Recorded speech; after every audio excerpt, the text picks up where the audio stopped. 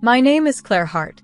I live in America in a small city near Boston, in a blue house with a white door and a porch that sags a little when it rains. I used to think that porch meant safety, like a lid on a box that kept out storms. On the night of the crash, the air smelled like hot rubber and burned sugar. A driver ran a red light on Commonwealth Avenue, and my little gray car spun like a coin. The world turned and turned, then came to a standstill.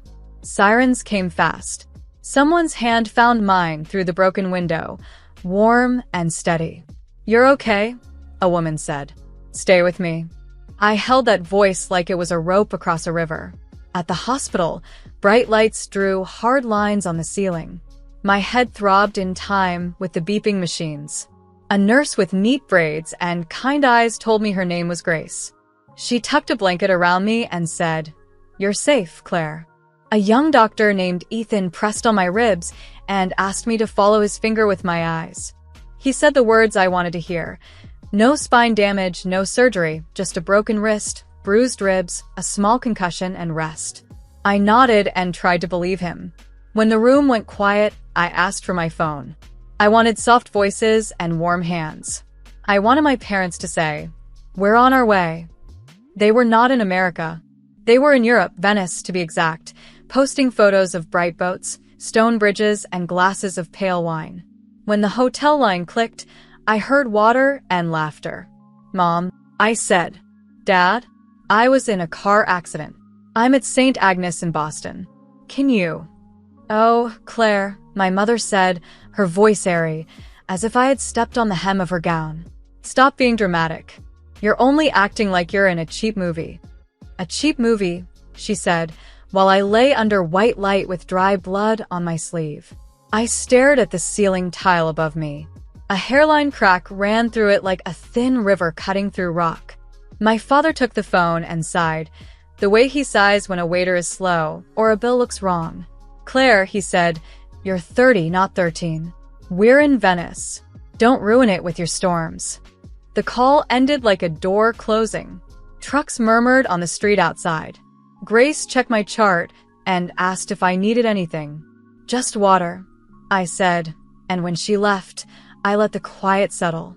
It was not the loud silence of a fight. It was a clean, cold space I had never entered before, a room that had been in me all along. In that room, I could hear my own voice without theirs on top of it. My chest ached, but inside that ache was a kind of light. I looked at my phone, at the long line of texts from years of keeping peace, of sending money, of smoothing rough days with quick transfers and soft words. They had put my name on their cards and accounts when it helped them look good at the bank. They had told me money was love, and then used love like a leash. I knew what doors my name opened. I knew which numbers led where. I also knew where the lines were, the ones a lawyer draws on a page. I took a breath and walked into that cold, clear room inside me. I made one call, and after that, their accounts were empty. I will not write how. I will say only this. I did not steal. I removed what bore my name and what I had added in years when they called help duty and duty love. What moved from one screen to another was not a trick. It was a door I had the key to. I moved money with a steady hand, not out of rage, but out of a new kind of order. A balance sheet can tell a truth words refuse to hold. When it was done, I set the phone down. I watched dust float in the slice of light under the curtain. I felt my heartbeat slow. They kept calling. First my mother, then my father, then both at once from a number I did not know.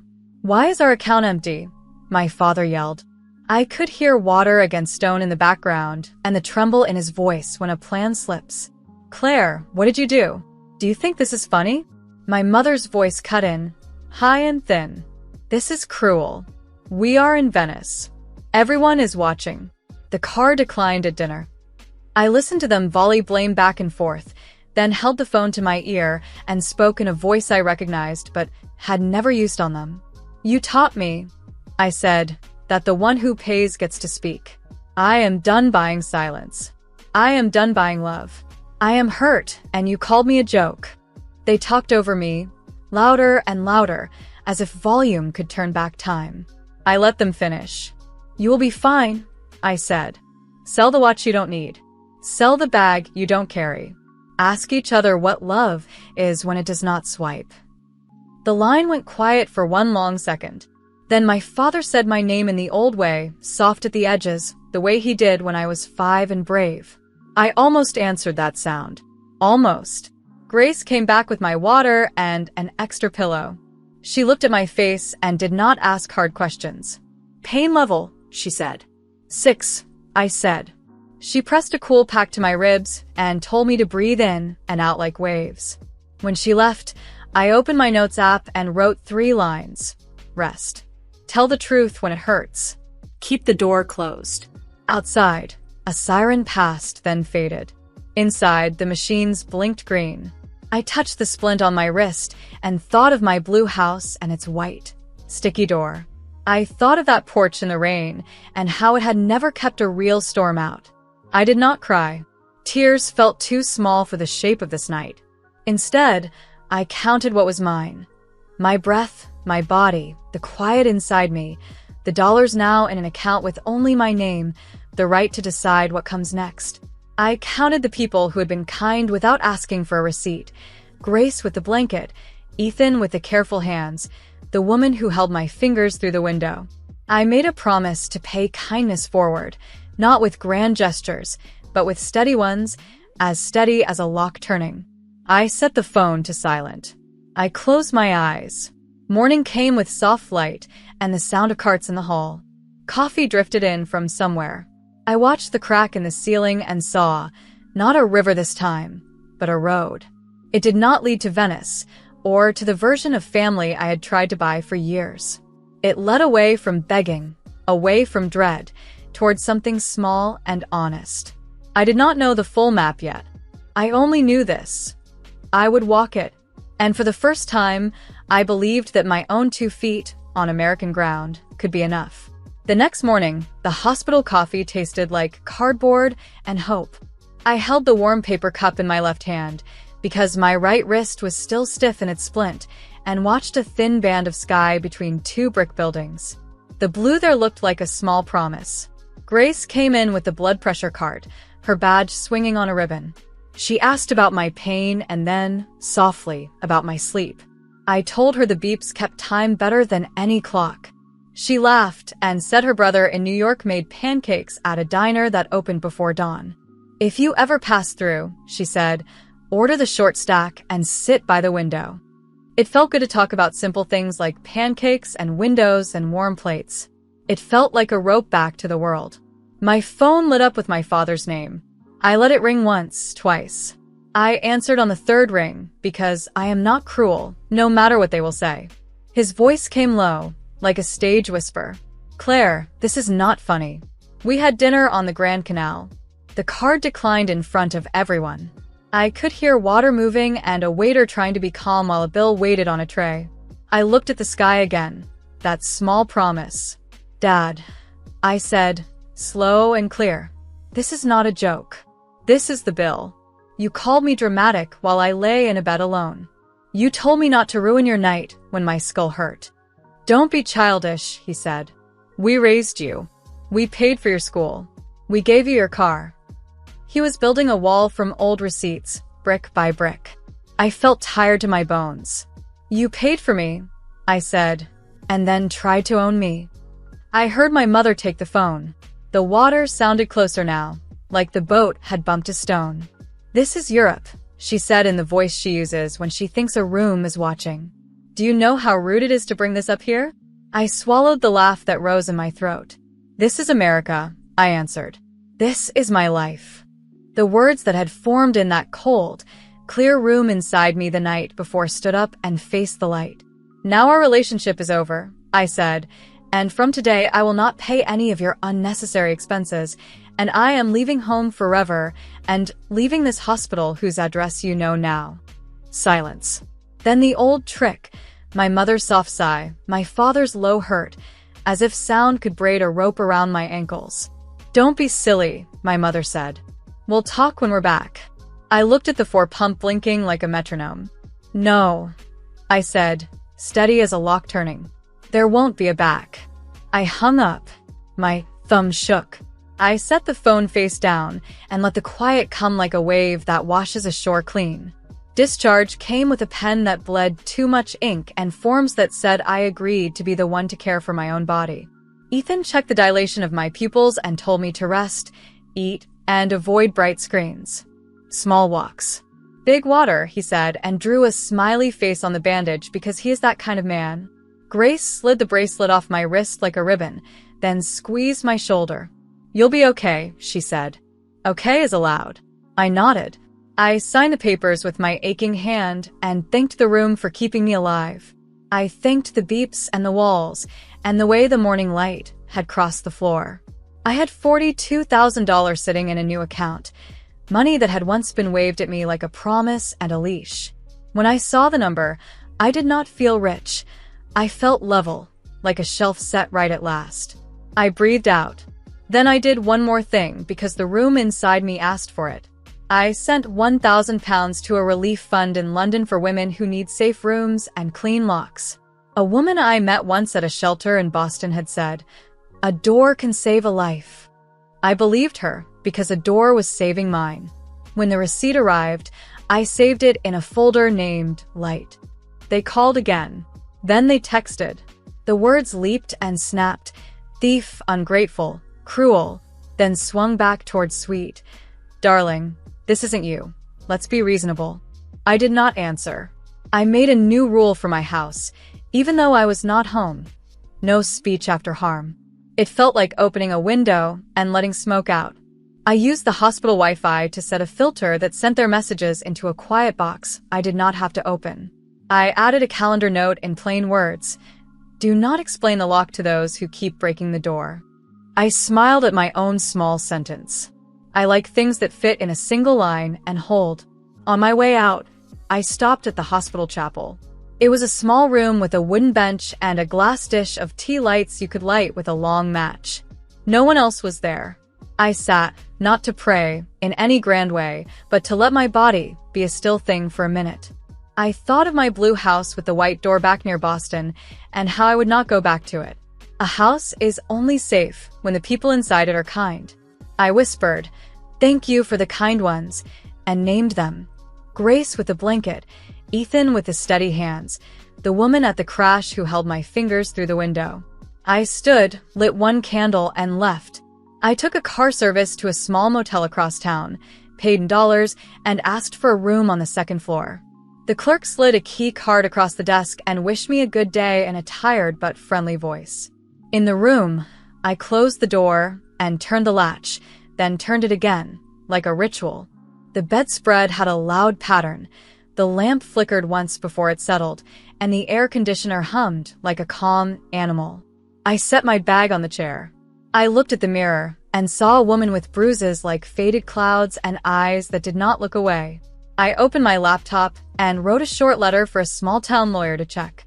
It said, "I will not be paying for my parents' trips, cards, or bills. Do not use my name for any shared accounts. Please do not come to my door. Do not call my workplace.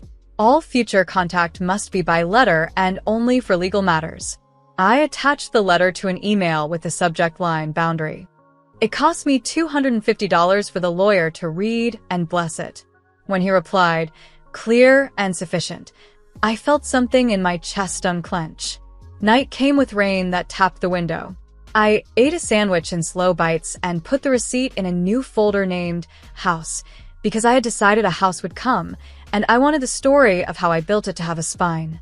I wrote numbers on a page. Rent I could manage, money for food, money for light, dollars for bus pass. I wrote the words "no debt to fear" and drew a small box around them. I turned my phone face up. A new message had come in. I did not open it. I powered the phone down until the screen went black and simple. Then I lay back, pressed a cool pack to my ribs, and listened to the rain. I pictured a door I owned, a key that did not tremble in my hand, a porch that would hold only the shoes of people who wished me well. I pictured morning light on a kitchen floor and a small ledger that told a clean truth. I pictured America spread wide and possible, and Europe far away, not as a stage but as a place on a map that I did not need to please. I closed my eyes and let sleep come, not as a fall, but as a step across a threshold that I chose.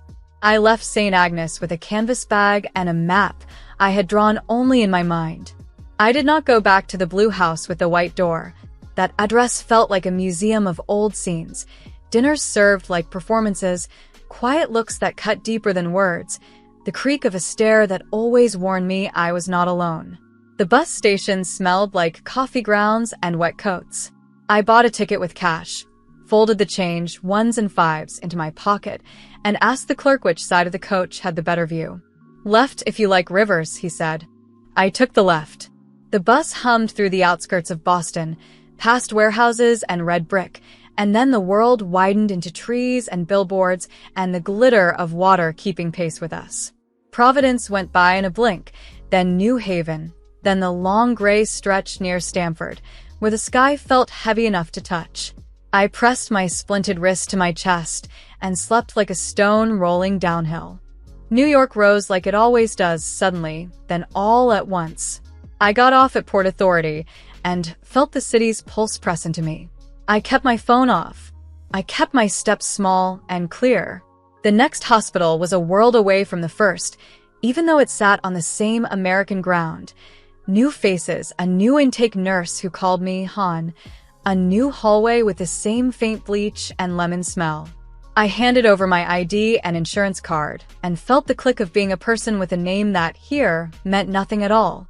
A calm doctor, also named Ethan, which felt like a neat trick by the universe, checked my pupils and the tender spots along my ribs. "You're healing," he said. "That's work. It's slow and boring and real." His tone was kind, not grand. I let myself rest in that ordinary kindness, and by morning, I wanted an apple more than I wanted revenge. When I could sit up without seeing stars, I opened my laptop and made a list, but I wrote it as sentences, not bullet points, so it would feel like life and not homework.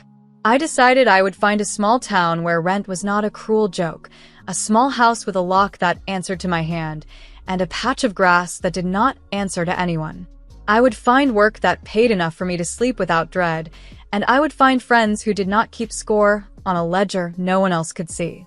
The words steadied me more than the pain pills. I looked at a map and tried on cities like coats in a thrift store. Albany first, because the trains are easy, then a quieter river town farther north where roofs are steep and winters bite but summers are sweet and green. The photos showed porches with chipped paint and a main street with a bakery sign shaped like a loaf. I told myself, that's where breakfast belongs to the morning and not to the past. The listing that caught me was a tiny two-bedroom with a fence leaning like a tired man and a kitchen window facing a maple tree. The rent was $1,200 a month. I ran the numbers out loud because hearing them made them honest. $1,200 for rent, maybe $140 for heat if I kept the thermostat modest, $60 for a basic phone, $100 for groceries if I cooked more than I wanted to, $30 for a bus pass until I could afford something with wheels, and a cushion that would have to be small at first. It could work if I found steady pay within 6 weeks. I emailed the owner, a woman named Sophia who taught high school history, and then I called her because I wanted her to hear my voice and the part of it that holds when pushed. She liked that I asked about trash day and whether the back door stuck when it rained. "It sticks," she said, "but it's loyal."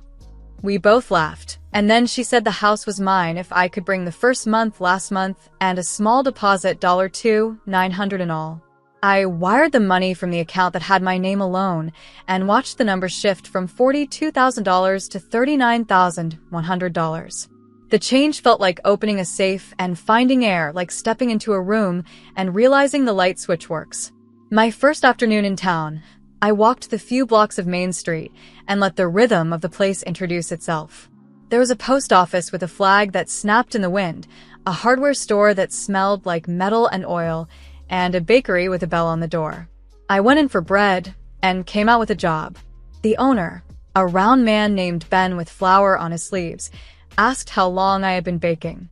I told him the truth, long enough to know that folding dough can quiet a loud mind. He slid a tray of croissants toward me and asked me to show him how I would proof the next batch. I did it without thinking, hands moving on a path they had walked since college nights and broken ovens. "You fold like you mean it," he said, and he wrote $18 an hour on a hiring form with the promise of more after 3 months. I shook his hand. It was warm and dusted with sugar. Sophia met me at the house that smelled faintly of lemon cleaner and old pine. We walked through together, noting the places the paint would want a second coat, and the narrow spot on the stairs where you have to lift your heel just so. She showed me the basement, the fuse box, the shelf where other tenants had left useful things, a hammer, half a box of nails, a roll of painter's tape, the stubborn ghost of a label that once said spare keys. I asked about the neighbors and she smiled. They wave, she said. Do you wave? I wave, I said. We sat on the back step and she told me she had grown up in the next town over, that she and her wife, Anna, came by in summer to check the gutters, that the maple turned a red so bright in October people pulled over to take photos. I signed the lease with my careful hand. The pen scratched, and the scratch sounded like a page turning. The first early shift at the bakery put the town into my bones. I woke at 4, drank water in the dark kitchen, and walked under a sky the color of slate. The ovens roared like engines, and the first tray came out at 5:30, brown and flaking, butter lifting into the air like a promise kept. I learned the register, the coffee machine, the names of people who belonged to the hour, mail carriers, nurses, a man who taught music at the middle school and bought a cinnamon roll every Tuesday with exact change. Ben showed me how the morning cash goes into a metal box and how we counted aloud. Tens, fives, ones, quarters. By 8, my hair smelled like toast. By 9, I was sure I would sleep at noon and wake a new person. Money appeared in a simple way now. $18 an hour, so about $144 before taxes for a day, which meant roughly $720 a week if the hours held. The math made a clean rhythm. Dollars are not love, I told myself. They are doors, and my job is to collect keys. In the evenings, I lived small on purpose. I bought a secondhand table for $80 and a lamp for $30 that made a warm circle on the wall. I found a bookshelf on the curb and carried it with my good arm, stopping twice to rest and laugh at how stubborn I can be. I ate pasta with butter and parsley because it was cheap and tasted like grace. I wrote the day's spending in a notebook. $9 for bus fare, $15 for groceries, $3 for stamps, and nothing for peace. I sent £50 to a women's shelter in London, the place I had read about while healing in New York, because the habit of turning money into light felt like a promise to the girl I had been. After bills, I moved $300 into a savings account with only my name and a simple label, keys. I imagined a future me opening that account and buying something that kept a storm outside. Some nights, the maple brushed the window like a quiet knock, and I would think of Venice the way you think of a city in a book, charming and very far away. I did not hate my parents. Hate is a tether. I chose distance, which is a clean line. I did not unblock their numbers. I drafted a short letter that said I wished them health and that any future contact must be written and only for legal matters. I mailed it with a single stamp. I stood on my porch, and watched the flag at the post office stir. America felt wide again, not like a stage, but like a road. On the 7th morning, Ben handed me a key ring with a brass tag stamped bakery back. He said, "You open tomorrow." The key was cold and honest in my palm. I slid it into my pocket next to a folded 5 and my bus pass, and it felt like the weight of a small future. On my walk home, I passed the hardware store and bought a new deadbolt for the back door of my house, $1.90, which I wrote down without flinching. That night, I spread the instructions on the kitchen floor, set the screws in a neat row, and turned metal into safety with my own tired hands.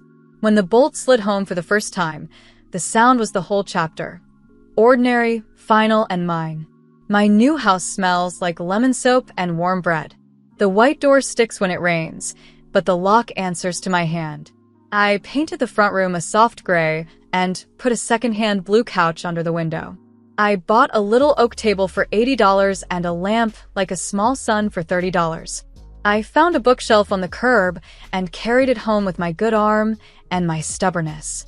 On the first night, I ate a bowl of pasta at the table and cried because the only voice in the room was mine. I kept my phone number, but I did not turn the ringer on. I sent a final message to my parents that said, "I wish you grace and a life that does not need me as a wallet." I will not be calling. Do not come to my door. I will not open it. That was it. Clean and short. I paid $250 to a lawyer in town to look it over. He nodded and said, "You're clear." At the bakery, I met other small lives that felt large up close. Grace, the nurse who had rolled my blood pressure cart, found me on social media and drove up from Boston one Saturday with flowers and a joke. She said, "Tell me where to put these," and I pointed to the sunlit corner. Then the baker let me take home day-old bread for free. Ethan, the doctor, sent me a note that said, "If your head aches, call." I put it on the fridge with a magnet shaped like a tiny house. Money moved in steady ways. I earned about $720 a week before taxes. Rent took its piece, and so did the gas bill and the grocery store. But each month, I sent $300 into a savings account with my name on it, and only my name. I wrote down the numbers in a notebook. Plus $720, minus $1,200, minus $85, minus $60, plus $0. It made a clean rhythm. After 6 months, the savings read $1,800. After a year, with a small raise and a small tax refund, it read $4,200. I bought a sturdy lock for the back door for $90 and a thick winter coat for $120. I learned the sound my porch makes when a friend steps on it. Sometimes, when the sun hits the maple just right, Venice slides into my mind, the photos of bridges, the glitter of water. But I do not linger there. Europe is a place on a map. America is the ground under my feet. My life is this street, this kitchen, this oven roaring at 5:30 a.m., this ledger where credits and debits tell me the truth. One evening in late spring, I hosted supper at my house. The windows were open. The porch was full of shoes. Grace brought salad. Ben brought a pie. Sophia, my landlord, came by with her wife, Anna, and a bottle of something sparkly from a shop in the city. We ate at my $80 oak table. I lit 2 candles and, for once, did not worry about their cost. Someone asked for a toast. I'm not a person who likes to stand and make speeches, but it was my house and my story. So I stood. To new doors, I said. To locks we own and keys we keep. To money that buys bread and light and not silence. To people who show up. To leave what hurts and walk toward what heals. We clinked glasses. Mine had lemon water. It tasted like waking up. Later, alone, I took out my notebook and wrote a line at the bottom of the page. I am not a bill someone pays. I am a woman who pays her own way. I thought of the hospital bed, the beep, the crack in the ceiling like a thin river. I thought of the phone heavy in my hand and my voice steady in my mouth. I went to the porch, looked at my small street in America, and let the night settle. Somewhere far away, water touched stone under a foreign moon. Here, the maple leaves shook in a soft wind, and inside my little house, the lamp, like a sun, waited for me to switch it off. I closed the door behind me, slid the bolt, and slept without fear of any call.